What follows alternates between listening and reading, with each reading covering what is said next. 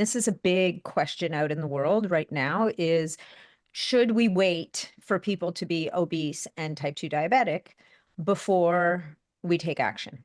And I think that obviously, no, right? People should be dialing in their diet and their exercise and their lifestyle and all the things. But I think that where the GLP-1s really shine is that they can be used properly at lower dose very often to help people become unstuck. And I think that part of the backlash in the world about GLP-1s is that they're being seen as a quick fix solution. So people are like, oh, no problem. I've put on a few pounds. I'm just going to hop on a GLP-1. We're not talking about morbidly obese people here. We're not talking about people who have crazy high blood sugar, who have type 2 diabetes.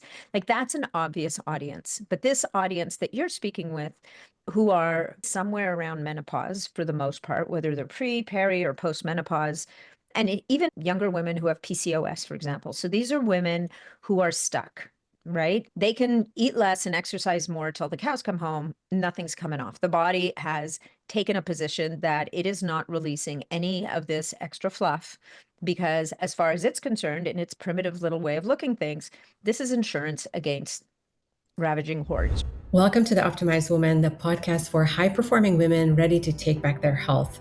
I'm Orshi McNaughton, a board-certified holistic health practitioner and functional nutritionist. If you're tired of feeling stuck, you can't lose the weight no matter what you do, your energy is in the toilet, your metabolism feels like it's at a standstill, and you lost the spark you once had, then you're in the right place. We are here to unleash the unstoppable force you're meant to be and give you the tools to fix what's holding you back. So if you're ready to own it, start thriving again and live the life you deserve, and let's get to it.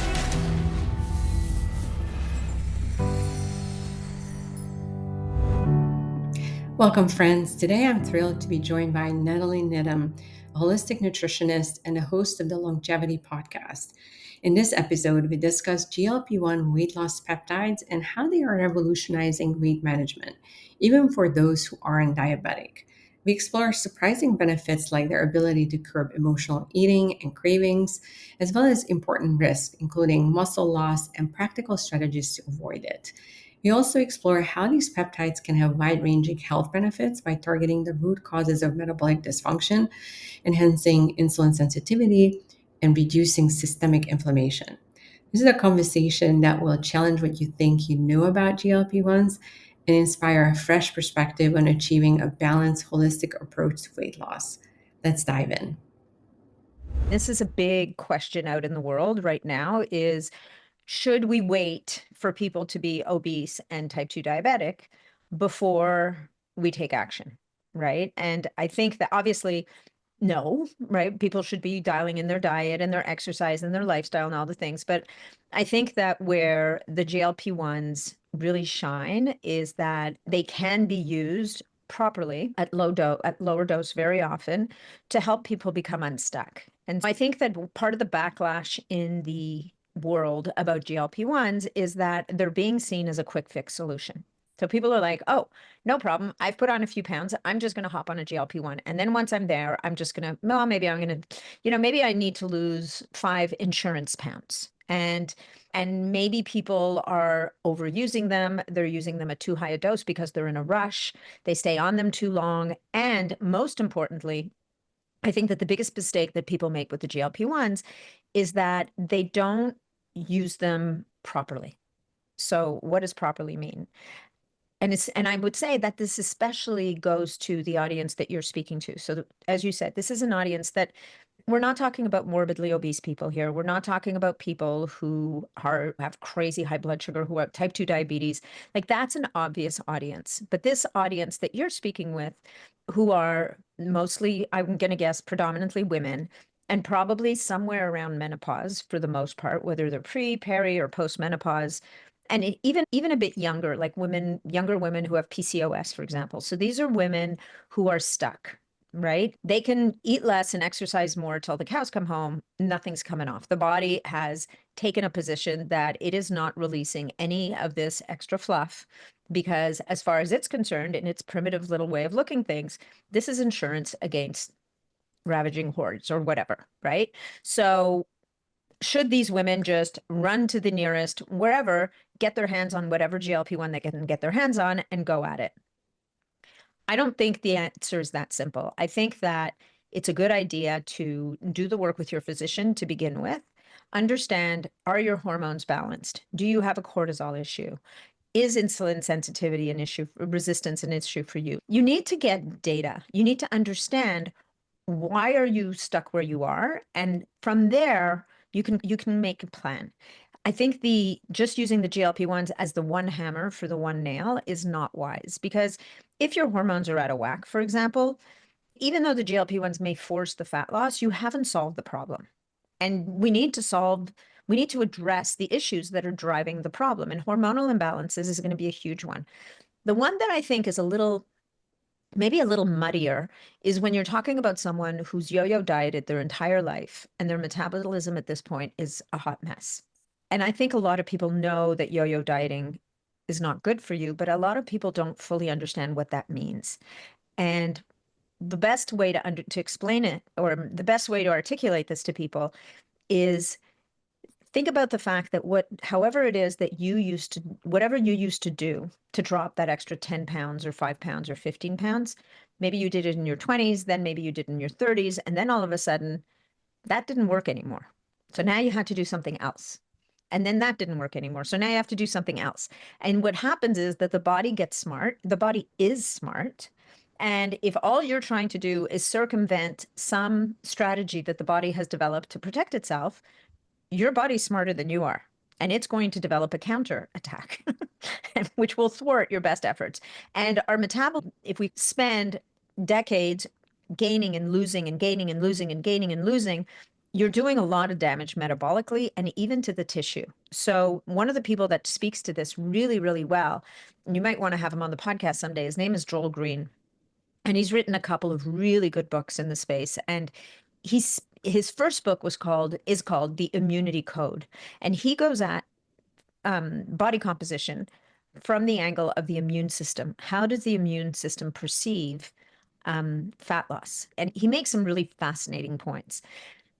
And then his next book is The Way, which is it's a much easier book to follow. So if you guys want to look into Joel's work and you're looking for a plan, go for The Way. The Immunity Code is a fantastic book, but it's not going to be your ABC, here's what you do primer kind of thing. So going back to the GL, and Joel himself talks a lot about stimulating GLP-1 naturally in your gut. And you can do that by supporting the microbiome, by feeding Akkermansia. But before you feed Akkermansia, you need to make sure, and bifidobacteria, you need to have an understanding of, do you have a deficiency of Akkermansia, or is it possible that you have an overgrowth of Akkermansia? And everybody is all obsessed about more Akkermansia, which is a gut bug. But the fact of the matter is that having an overgrowth of Akkermansia can drive inflammation in the gut lining, because they're hungry little buggers, and they're going to go at the mucin layer that protects the gut lining. I think that none of this stuff is black and white. There's no good and bad. There's no yes, you should, no, you shouldn't. There's context, and you need to understand what is the context of your situation. If you're truly stuck, right? If you've cleaned up your diet, you've paid some attention to what the energy you're bringing on and the energy you're expending, be honest with yourself. Are you working out? Are you snacking from the jelly bean bowl or the cookie bowl or the peanut bowl or whatever bowl it is that's out in your house or your office? Are you snacking every time you walk by that thing? Before you jump on the GLP-1s, see if you can go at the low-hanging fruit and give it 30 days. So if going at the low-hanging fruit, dialing in the exercise, and we can talk about what that means also, if dialing in the exercise, getting some time outside, managing your stress, dialing in your sleep, cleaning up your diet, and I don't mean dieting, I just mean get rid of the crap, eat 3 meals a day, try to avoid snacking, really super basic stuff. If doing stuff like that doesn't give you any results and your body is really, really stuck. So now maybe the time, and you've looked at the hormones, you've had your hormones assessed, you've kind of done that foundational work and you're truly stuck. Like the GLP-1s are a beautiful thing. Like they've been transformative for so many people and have really given them their lives back in a big way. But Anyway, so that's the preamble. Maybe you have some question. I don't want to just keep talking because then it's, then it's Nat's monologue, and really, who Yeah. wants to hear that? I think the point that I want to drill down a little bit further that you pointed out, that when people start, let's just say these are people that are already working on their nutrition and fitness and stress management, and they are stuck. But instead of running to the nearest website with the compounding pharmacy that can just give you a prescription and start taking that and having this sort of one lever approach that you mentioned, I think the testing is so incredibly important because like it's very easy to get a prescription and go to one of these compounding pharmacies and you're off to go with your semaglutide or tirzepatide. But the problem is that if you don't do the testing, because they don't require you to do hardly anything to get approved, and you don't get any coaching, you just get the drugs and you're on your own basically. If you don't know, like, where was my fasting insulin or my A1C or my blood sugar, or where were my hormone levels or my thyroid markers before I started, I think that's a really important piece of information to have a baseline of where am I starting? What does my metabolic health look like before I jump into using GLP-1s, and then also monitoring regularly. And I'm not sure what the frequency that you use with your clients, but I think it's good to do labs depending on how intensely people are working on it every 6 weeks or every 8 weeks of really seeing how your biomarkers are changing and what direction they are going.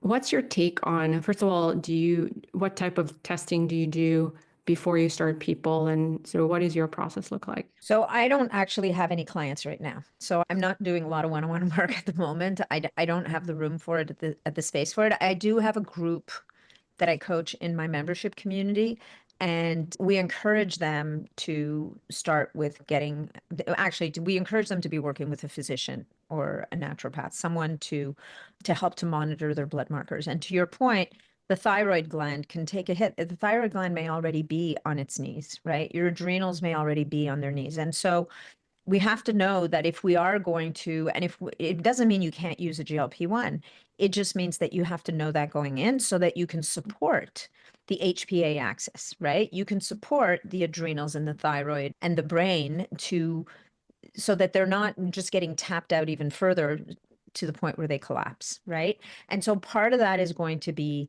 making sure that you're eating a nutrient dense diet.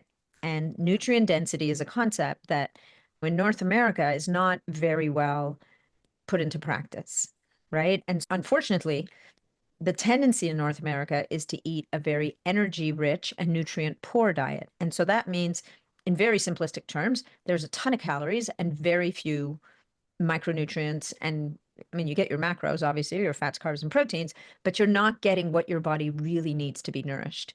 Conversely, you could be eating a diet that is much lower in energy, but very, very high in micronutrients. And there's a lot to be said for that, because those micronutrients is what's going to provide your body with the signals and the materials it needs to keep you healthy.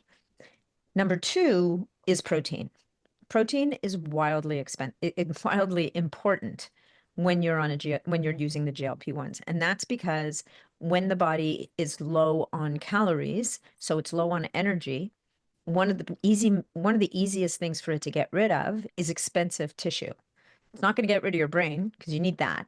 And it's not going to get rid of your heart because you really need that. But skeletal muscle is super expensive, and it will go after that skeletal muscle unless you are doing what it takes to send the signal to the body that no, we need this around. And there's only one way to do that, and that's to exercise. And ideally, what you want to be doing is lifting heavy weights once or twice a week instead of just doing cardio all the time. So people might be sitting there going, well, why? Cardio burns more calories. Why can't I just do cardio?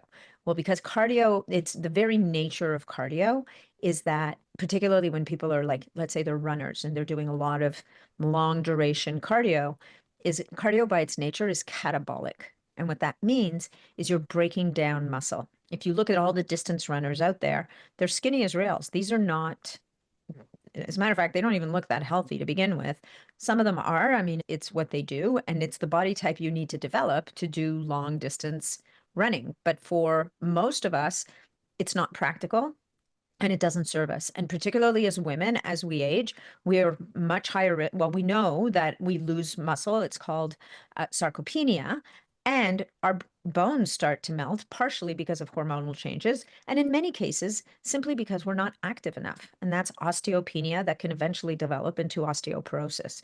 So we have to prioritize protein. We have got to exercise. We need to lift heavy things. And you don't have to do it every single day, just once or twice a week. And I would say it's not the kind of heavy lifting you can probably do by yourself at the gym, because you're never going to push yourself that hard. So if you can find a trainer who understands these concepts, preferably not a 21-year-old at the gym who did a weekend course last week and is now a personal trainer, but like a real trainer who really gets it. Or you can look for a place like OsteoStrong, who have their entire premise was built on the founder's desire to help his mother fix her osteoporosis. And he did. And it fixed my mother's osteoporosis. It is dramatic how tiny little people who haven't lifted weights ever before in their lives can suddenly be pushing crazy heavy weights on these machines. And just that signal is enough to signal the body to make bone, right? Just to produce bone and to produce good quality bone. If we're going to use GLP-1s, this is your invitation to step through the door and really do the work. So that means you're going to take this opportunity to look at your diet and work with a professional who can help you to develop a nutrient-dense, protein-forward diet that is appropriate for you. It doesn't have to be steak. It can be fish. It can be chicken. I would do some steak personally, just because red meat has some particular attributes that are really, really helpful. And then you can eat as many vegetables that grow above ground as your heart desires. And that's where you're going to get your nutrient density as well. If you can get organs into your diet, amazing. If the thought of eating liver makes you gag, then there's some really great companies out there that make really powerful organ supplements that are basically dried, desiccated organs that have been ground up and put into capsules. If you do that, that's Mother Nature's multivitamin, right? And it's giving you a lot of vitamins and minerals in the form that your body recognizes as food. And so therefore it's very easy for the body to assimilate it.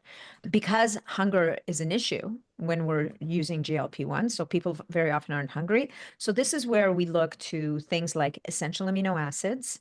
There's some really great formulas out there that can support the muscle gains and repair. We're looking to a really good greens powder. We're looking to a great reds powder. We may need to use some fiber, particularly if you're using semaglutide. Semaglutide. You have to be very careful with constipation, which can be a major issue.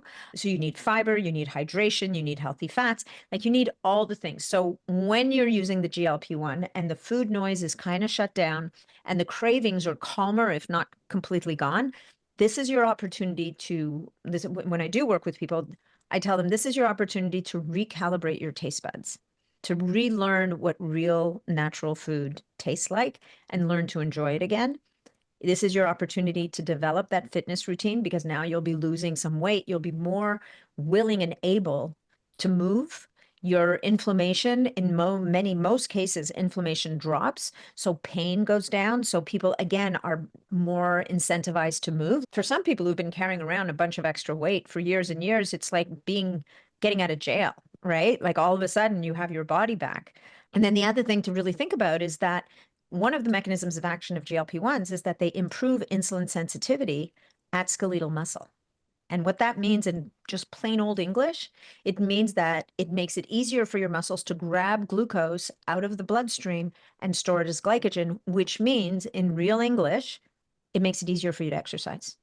It just brings more energy into those muscles so that you can exercise. So this whole idea that using GLP-1s is bad for muscle is completely out of context, and it's completely false, Yeah. because there's pathways built in. It's bad for muscle if you are not eating enough protein and not taking your amino acid supplements and your creatine Not exercising. and not Yes. exercising. Exactly all the things you describe, how you preserve muscle, which is so key when you're in a calorie deficit. So thank you for highlighting that. Can you just maybe go just a little bit deeper into how GLP-1s actually work of slowing gastric emptying, and what is the mechanism of action? Because you started to go into describing the effect on muscle, but how does it work And how is it actually helping us to lose weight? So the first thing it does is it raises your resting metabolic rate. So think of it as your engine is burning a little hotter. So you're burning more calories at rest, which is why so many people get into trouble, right? They figure out, oh, I don't actually have to do that much. I can just sit here and I can eat donuts. I'm not going to eat as many as I used to because I'm not that hungry, and I'm still going to lose weight. The bad news is you're going to lose weight and you're going to look really bad. So don't do that. So that's number one. It increases the resting metabolic rate. The other thing that it does is that it acts on the brain center, the food reward brain center. And that's a really interesting effect because it basically, people will say, I just don't care about food that much. I don't, whereas never used to be able to resist the cookie jar, or I never used to be able to resist food ABC, whatever that may be for you. All of a sudden, I can say no. It's so weird. It's so not like me. I don't need to eat as badly. The food noise, they talk about food noise is down. I'm not always thinking about food. And that's because the GLP-1 actually has an effect on that food reward system in the brain. And it's the reason why it's being investigated for controlling addiction, because it's that same center. So that's number two. Number three, you mentioned slowing gastric emptying.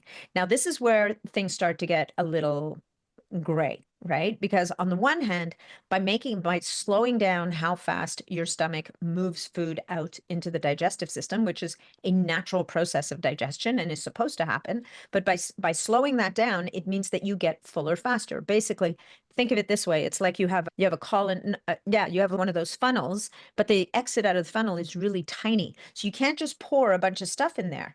Whereas when you're not on a GLP-1, without it overflowing, when you're not on a GLP-1, the bottom of the funnel is huge. So you can just keep pouring stuff in there and it just keeps moving out. Basically, the food's sitting in the stomach and the food is sitting in the stomach longer. And this brings us to the second side effect that some people do complain about, and that is GERD or heartburn. So because the food is sitting in the stomach longer, it just sits and ferments. And sometimes, especially if people are not producing enough stomach acid, which most of us aren't, that you now get reflux because it ferments and it boil, toil and trouble, and you're going to get that reflux. So some people literally get it so bad that they cannot use the GLP-1s. In many cases, what a lot of practitioners will do, a lot of medical doctors will do, is they will suggest that people use digestive enzymes with the GLP-1. Yeah. And that kind of helps to assist the breakdown of the food.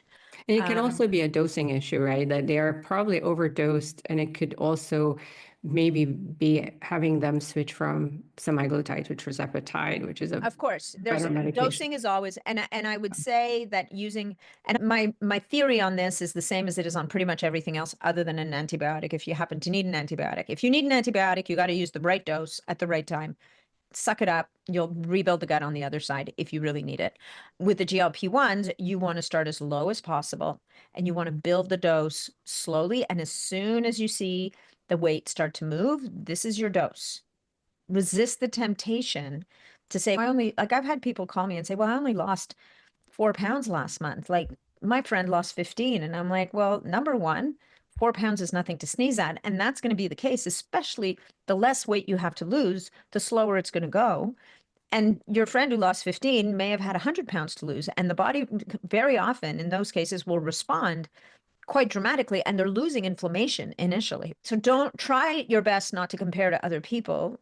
Respect your own journey and don't overdose, because I've seen people who up the dose, and all of a sudden it reverses on them and they hit a wall. Never mind a plateau, they just hit a wall. One more thing I wanted to mention is that a lot of people also have GI issues before they even start 100%. on the GLP-1s. So they already on a proton pump inhibitor, let's just say, right? They're already having digestive issues. And then they get on the GLP-1s. Well, of course, they can have acid reflux and other issues because the foundational health is not addressed. And I think to your point that you made earlier, we need to really look at the body holistically with all the different systems need to be optimized, because this is just one lever. That could be a very powerful lever, but by itself, if you pull too hard on this lever, it can actually backfire on other systems in the body. For sure. And so while we're in the stomach here, you have issues of gastritis, you have issues with pancreatitis, and whenever you hear an itis at the end of something, it's inflammation, it's painful, and it's not a good thing.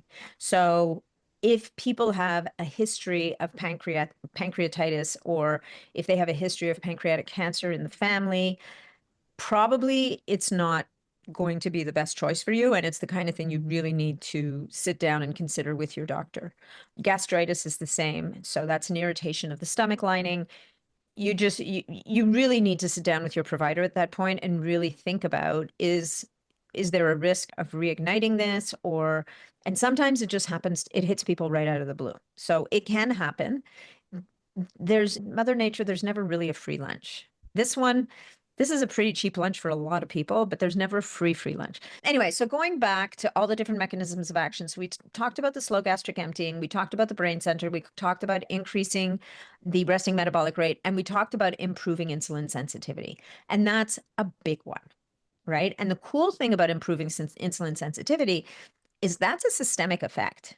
So that's going to happen all over the body. So that is going to be helpful to your brain. It's going to be helpful to your heart. It's going to be helpful to all the parts.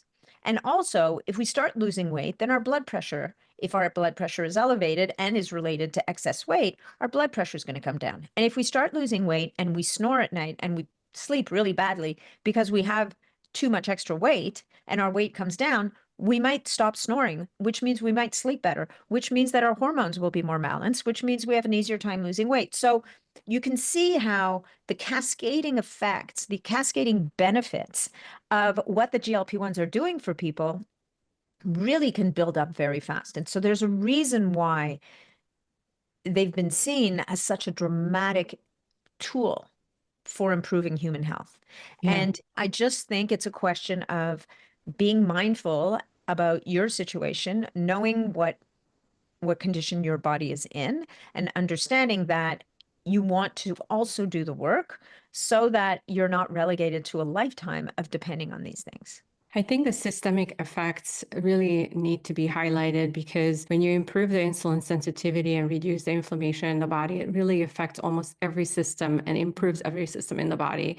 Your cardiovascular health, your blood pressure, your cholesterol levels will go down, your liver health, your kidney health, potential reduction of Alzheimer's and Parkinson's risk. Even your microbiome modulation can be a positive thing, obviously, if you don't have all the other GI issues going on.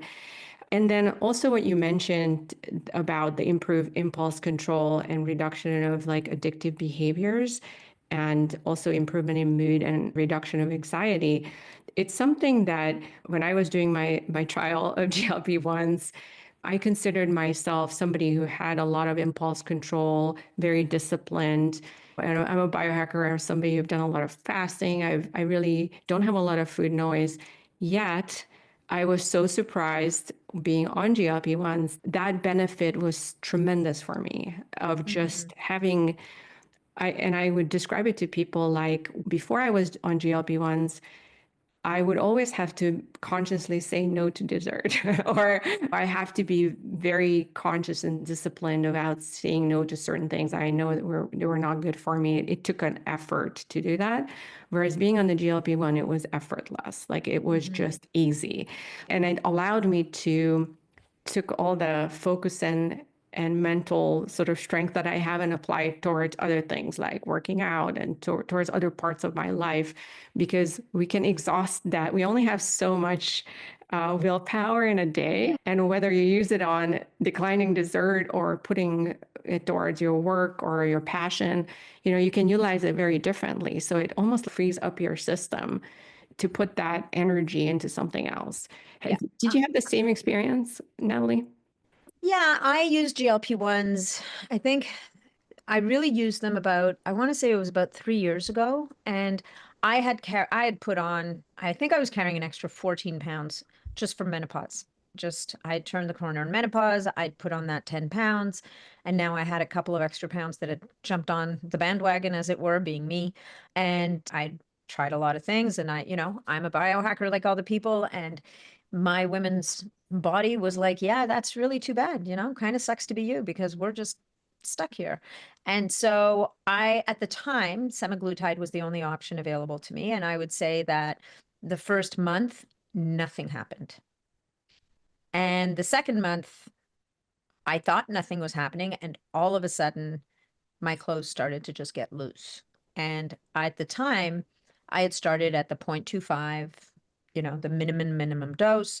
Then I moved up after a month to, I doubled that, still way below what the studies looked at and called it the effective dose.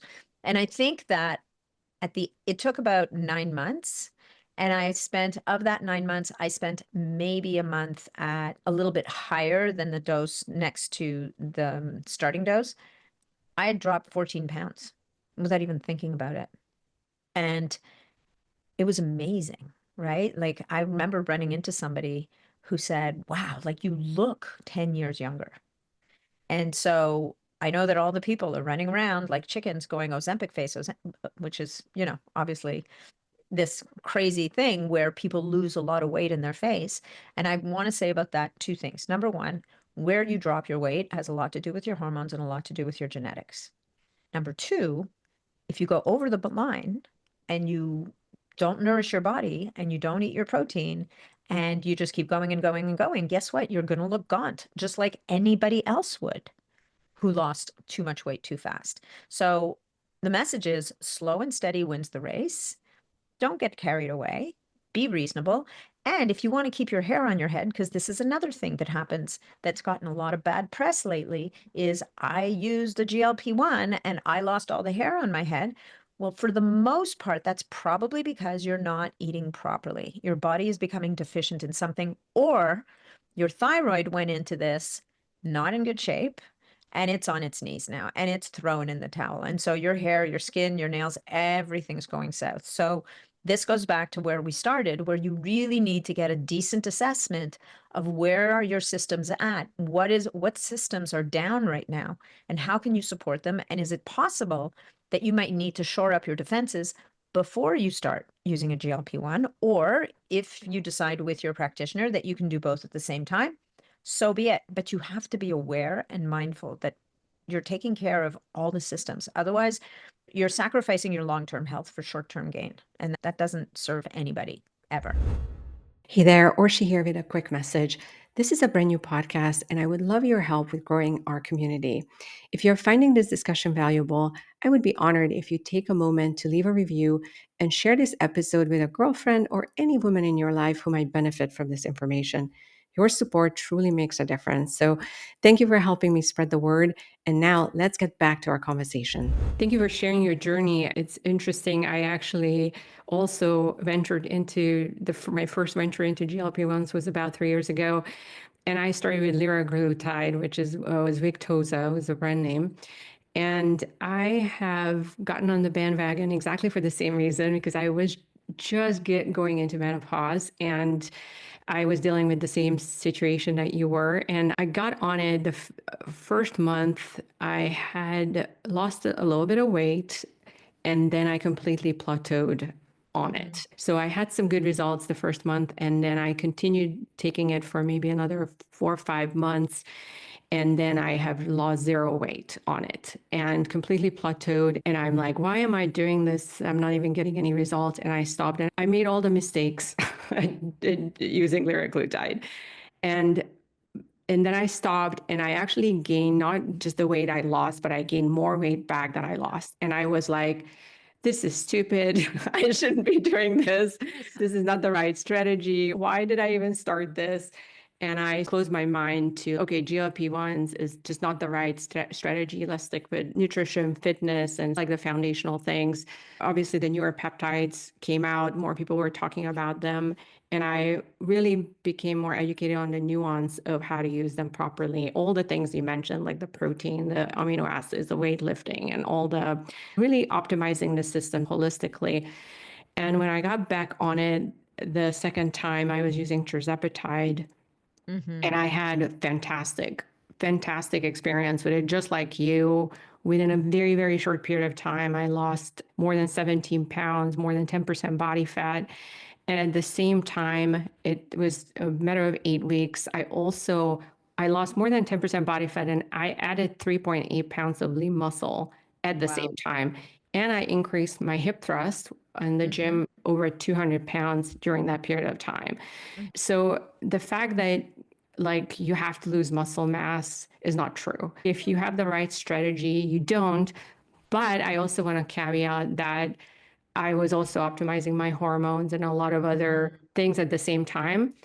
And after this like period of amazing kittens and rainbows and butterflies, I did manage to tank my system because I then went into some HPX's dysfunction and I completely stopped my progress and stalled for a while because I ended up with a complete flat line in both my cortisol and DHE levels, completely tanked. And I had to get on a lot of almost do some reverse dieting a little bit. I had to reduce, like I had to actually go down to the back down to the most smallest dose of using tirzepatide. I had to do a lot of work on my rebuilding my HPA axis function and my adrenals. So I was doing the bioregulators, the adrenal and the pineal. I was taking glandulars. I was doing pregnenolone, DHEA, licorice root, a lot of different adrenal glandulars, doing the mineral balancing. I was doing HTMA testing, a lot of different testing to make sure I was getting my system back online. And I also had to change my thyroid medication dosing to more like a circadian dosing of my T3 to reboot my adrenal. So even though I had this like spectacular result with my GLP-1, and I was so happy because I was finally like getting closer to the body comp, I did manage to tank my system because when you pull on one lever, again, very strong, it tend to push other parts of your body out of system. And because I was so gung-ho with my weightlifting and doing all these Too much of a things, good thing. my Yeah. allostatic load on my body was just too much of being in a calorie deficit, working out, doing all those things. So I guess the point I'm trying to make is that there's so much nuance to the body. And there's also, it's so easy to plateau on the GLP-1s. And the answer is not necessarily increasing the dose of your GLP-1. No, it's a sign to check in, right? Are you maybe eating too little? Could you eat a little bit more? Are you not sleeping? Are your stress markers off the charts? Are you not getting outside? Are you not moving your body? Are you nutrient deficient? Like all of those things will factor in. And again, I think that these compounds get a bad rap because so many people are not using them well. And in some cases, you have physicians that are doing a beautiful job. Like they've hired coaches, they're holding their clients' hands, they're making sure that they're doing the right thing. But very often, you've got people just writing out a prescription and saying, "Okay, there you go." Because the fact is that if you have 40 pounds to lose and you lose 30 or 35 of them or 40 of them, your lipids will normalize. Like a lot of the blood work might look better, but you might feel like hell. Yes. So That was we my need to find. situation too. My cholesterol levels went down. I have like genetically high cholesterol. I've always had it my whole life, but it did come down a little bit, even just after a month of. So it does have so many other systemic good benefits, but I still my energy and a lot of other things was tanking with overtaxing my system.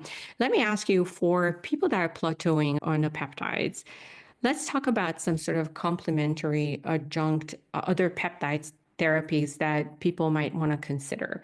So, can you tell us a little bit about maybe BPC 157, CJC 1295, ipamorelin, any other peptides that you consider that could be used maybe instead of GLP-1s or at the same time, or maybe just to get you off your plateau? Yeah. So that's a good question. I don't think that the peptides necessarily are going to get you off your plateau, but you mentioned a couple of interesting options here. So BPC 157 is more of a healing peptide. So it's really powerful for healing pretty much anything in the body, whether it's a musculoskeletal issue like tendons, ligaments, muscles, bones, wounds, burns. It also is very, very beneficial for organs. So it's protective to the pancreas, it's protective to the stomach, it heals the GI tract.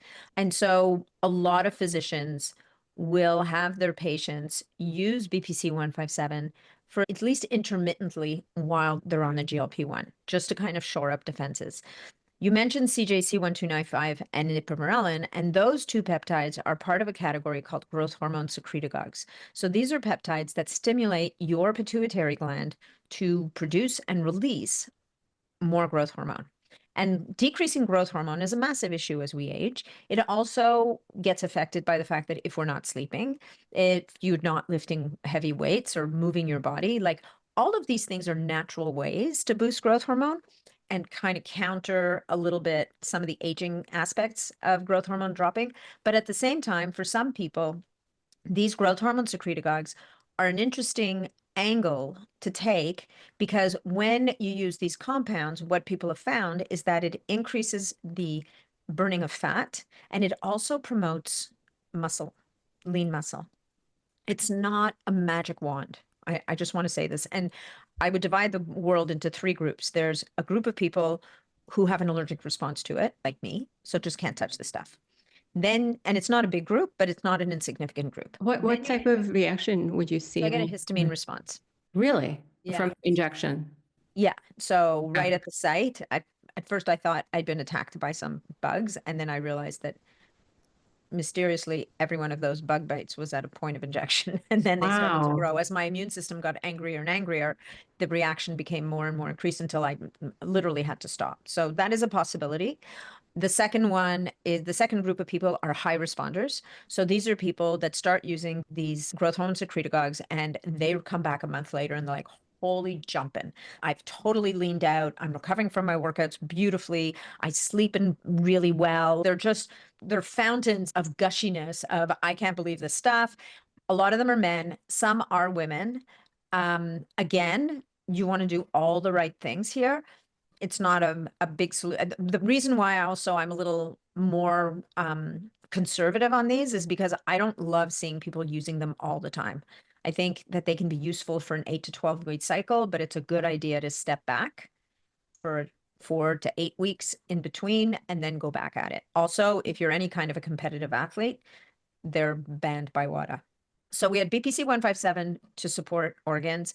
We had the CJC ipamorelin, which can be a really interesting solution. There's a lot of physicians will put their patients on these growth hormone secretagogues with the GLP-1s as a way of amplifying results.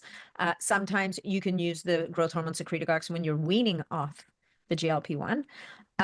Or there's some really interesting oral supplements around that might be helpful as well. So there's a company called Healthgevity, and they have a formula called Ignite Plus. And then there's another really great supplement company. Both these guys just do beautiful work. The other supplement company is called Level Up Health, and he has a stack, like it's in a single bottle. He's the guy that makes this ultimate GI repair that is just next level. And so his is called Total Body Recomp.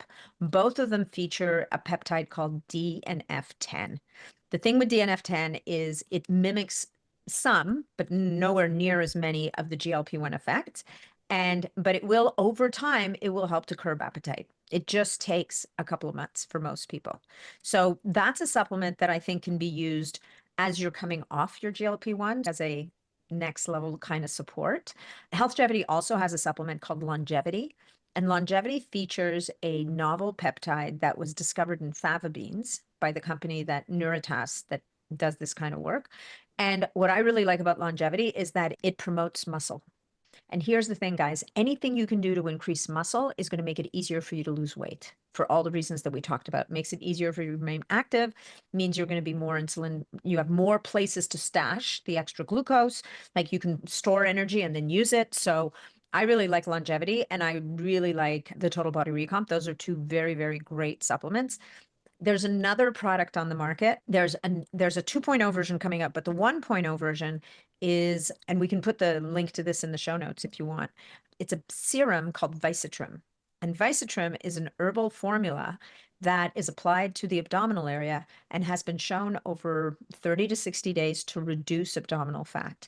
And in doing so, it actually helps with blood lipids and all kinds of other things. But it has that kind of spot reduction, which we tell people, you can't just lose fat in your belly. You've got to lose fat all over. But as it turns out, this stuff, it helps to focus the energy on this one area. So it has primarily a fat burning effect, and it has a secondary lean muscle effect. Now there's a 2.0 formula. I don't know when this episode's coming out, but if it's out by the time you release the episode, I'll send you the information for that.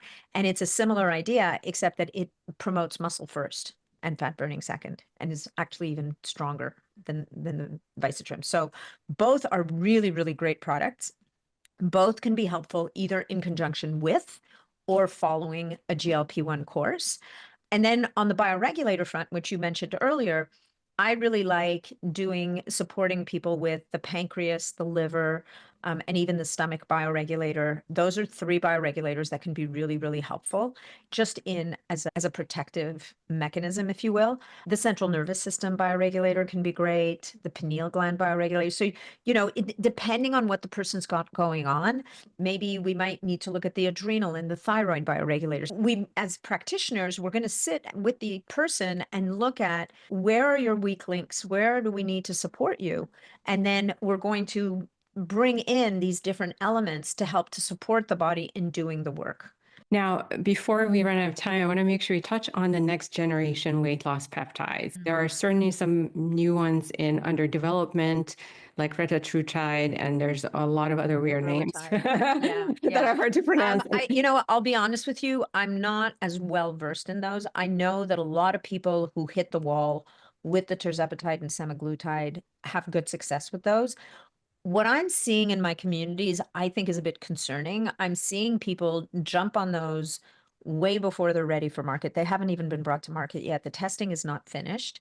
And I'm seeing like these concoctions of using 2, 3, 4 different GLP-1s at the same time. And there's literally no data on that. So at that point, you can call yourself a pioneer. You can call yourself an astronaut heading out into space on your own.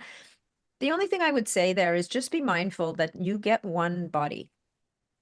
And it's not outside of the question that we will learn over time that there might be long-term issues if you overuse, if you overpush certain pathways.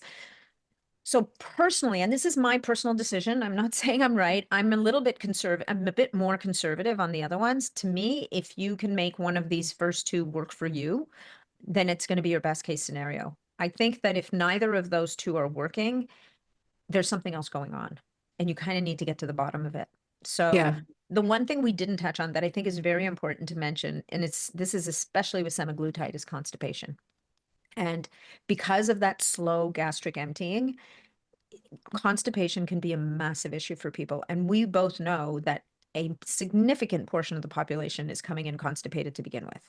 And, poop is like this, kind of taboo topic, but it's majorly important. And so if semaglutide causes you to be super constipated and you're not able to address it with using a lot of hydration and healthy fats and the right fiber supplements, it may not be the right compound for you, because I can tell you that if you're not pooping regularly and you're down to once a week or once every 2 weeks, nothing good's going to happen. Nothing good. You're heading for trouble. And this is why I think addressing GI issues before even getting on GLP-1s is so important, because I think people don't realize that a lot of constipation, these issues are not that hard to fix with mineral balancing. If we can see what the issues are, these are actually very fixable things. There's just a lot of deficiencies and imbalances that need to be corrected, but that can be fixed, and it's not that difficult, and it's better if you address it before you start. Yeah, I mean, it depends. As a person who's had a messed up microbiome from the day I started my life, I figured it out finally, but it took a long time. Yeah. And my first obvious solution was magnesium. But what really, really does it for me is some combination of TUDCA, ox bile. I use digestive enzymes, and I do use, from Level Up Health, I use his liver complex quite frequently because it has all these nutrients to support the detoxification pathways of the liver, which is really important. I think that don't sweep that one under the rug. Like, work with someone and address it. Tirzepatide, much less of an issue on that front. So for some people, that's the reason why they can't use semaglutide and they have to move to tirzepatide. And probably some of the newer generations maybe have even less of those issues. And I'm not saying they're bad. I'm just saying right now they're not fully approved yet. And unless you really need to go there, I would probably stick with the ones that we have that have been approved. Yeah, 100%. I completely agree with that. I know that the one I mentioned was in development by Pfizer, and they're already in trials. So these big companies are already seeing good results. But you're right, it's not commercially really available except in some of the more rogue peptide websites where you can source them. But I think tirzepatide is a fantastic GLP-1 that if you have access to that is an amazing place to start. But I think just what's to come in the future, these multi-agonist peptides that are addressing like different metabolic pathways are going to be just even more powerful as they are coming out in the years to come. And I think there's also some oral versions of these medications that are coming out on the market that just might open it up to a lot more people that are maybe hesitant to do injections. Yeah, I mean, look, if you're getting the drugs from the manufacturers, they come with these pens that are self-administered. It could not be easier, truthfully. It's when you're getting from compounding pharmacies that you're getting into a whole different delivery mechanism. So there's many different ways to go about this. And I think if I had to leave some parting words, it's make sure that you're working with someone to assess where you're at before you begin, understand what issues are at play for you, and then you can go into this with your eyes wide open and really going at it in a very holistic way so that you're most likely to get the best results. And don't be in a rush. It didn't take you 3 months to get to where you are. So the slower you go, the more likely you are to experience a set point reset in the brain. And that's what we're after. What we're after is for the hypothalamus to go, oh, my set point isn't 130 pounds after all. Actually, it's 120 pounds. I forgot. It's been so long since I've been there. But you're not going to get there by slamming through this crazy protocol and forcing the weight off in 3 months. You have to give the body time to get there and stay there and eventually get that set point to reset. And which doesn't mean that you might not every once in a while have to do a little tune-up. I think it's so incredibly important what you said. And I think this is the pitfall that we fall into, like the optimizing biohacking crowd, is that we want to throw everything at it. I'm in that camp too. And I did throw everything at it. And I'm like, you go at it like an Olympic event, like I'm going to do everything. Go. And I'm going to, when I did it, I also was like, oh my God, look at all that I accomplished in such a short period of time. But that is not the goal. Like the slower, the better. And it's so hard mentally to accept that if you only lose a couple of pounds a month, that is awesome. That is actually a great achievement as long as your body weight and body composition is heading in the right direction. Take your time, because that set point that you mentioned is so important. If you can gradually adjust that, then your ability to maintain your weight when you get off of it is going to be, your likelihood of success is so much higher. Yeah. And again, I know I keep saying the last thing, but you just said something really important here. And that is sometimes the scale doesn't move, but the tape does. And what I mean by that is that you could be losing inches, especially if you're eating protein and you're working out really hard and you're nourishing your body properly. If you are building muscle, the scale may not reflect that. The scale may say, you haven't lost a pound. And yet what you've lost is inches. So you're in better shape. You look better in your swimsuit, but your actual weight is the same. And this is why people like us like to talk about body composition instead of weight loss. And I think people just remember that. If you think you're plateauing, and when you begin, whip out that tape measure as much as you don't want. Just take it out when you're by yourself. Take your waist, your thighs, your arms, your hips, write it on a piece of paper with the date, hide it somewhere if you need to. And then the next time you hit a plateau, go at it again and see what's going on that front as well. Yeah, 100%. Like looking at body composition, I think we both have a background in the fitness world, and we see that so often. And the weight is almost irrelevant in many ways, unless you have so much. I mean, some people have a lot of weight to lose, but when you're really working on body comp and changing the way you look and feel and your performance, it's really all about putting muscle on your body, which is so difficult to do, especially as we get older. But it's the organ of longevity, and what makes you look good, right? What gives you, and able to enjoy your life. So Natalie, just as a last question, what are your top 3 tips for living an optimized life? It doesn't have to necessarily do anything with GLP-1s, but what are your top 3 tips? Well, yeah, that's a good question. Well, I think that it starts with the people around you. Surround yourself with people who bring you joy, who support you, who celebrate you, and who you can support and bring joy to and celebrate. So having a community around you that you're in coherence with, who bring out the best in you, I think is a massive, massive piece of the puzzle. And then the second one is, as much as possible, try to do, if you can steer your life towards things that really light you up. And if it can't be your job because you've got bills to pay and your side hustle, and your passion isn't the thing that will give you the ability to pay the bills right now, make it a hobby, make it a side hustle. Like, you never know when your side hustle or your hobby can become your main gig. And in the meantime, even if it never did, if it brings you joy, then that's a massive piece of the puzzle. And then the third one, I don't know. I think the tagline that I used, and I probably still do to this day, is take care of your body. It's the only place you have to live. Is don't look at this as a chore or a job. Think of taking care of your body as a gift, right? You've been given this beautiful gift, and I don't care how messed up you think your body is, it's a flippin' miracle. And the more we get on side with it and we celebrate it, I think the easier it will be for us to get what we want and what we need. Yeah, and start celebrating and appreciating it now the way it looks Don't right wait. now. Yeah.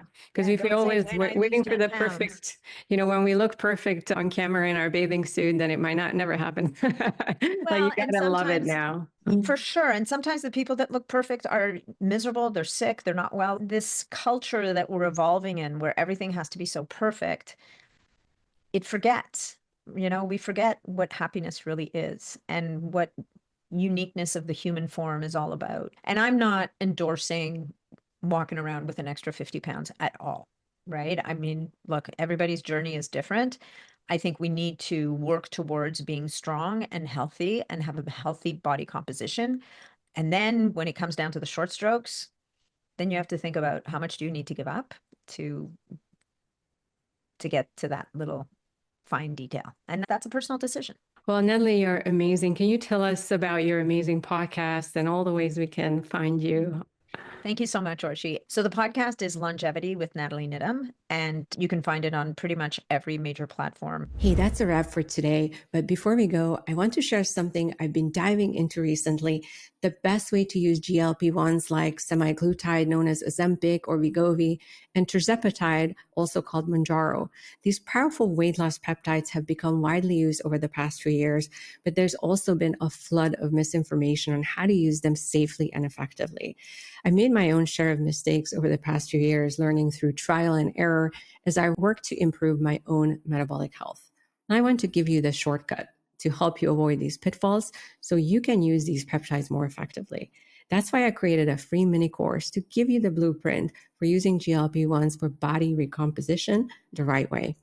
I will cover optimal dosing strategies, important lifestyle and hormone optimization steps, all of which can help you avoid plateaus and eventually taper off these peptides safely once your goals are reached. Now, to access this free mini video course, just scroll down to the show notes and dive right in. It's all there waiting for you. And remember, this podcast is for informational purposes only, and it is not a substitute for professional medical advice.